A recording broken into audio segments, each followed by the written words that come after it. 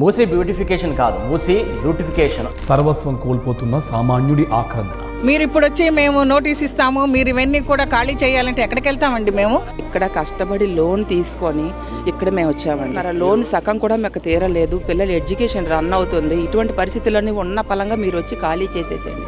ఎటు పోతామండి? ఇప్పుడు గాంధీ గారు వచ్చేసేసి అంత విగ్రహం పెట్టించమని ఎవరు అడగలేదు. దానివల్ల ఉపయోగమే ఉంది. 5,000 కోట్లు ఎక్కడండి? దేనికండి?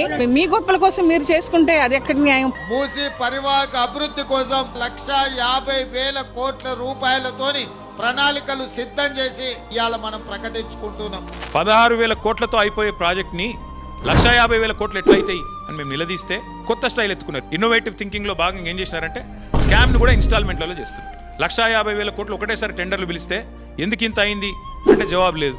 అందుకే విడతల వారి దోపిడి. మొదలు 1,100 7,700 చేయాలి, 5 రూపాయలు ఉన్నదాన్ని 40 రూపాయలు చేయాలి, పెంచుకుంటూ ఆఖరికి మొత్తం స్కామ్ మళ్ళీ 1,50,000 కోట్ల కాడికి తేవాలి. ఇది వీళ్ళ ఎత్తుగడ.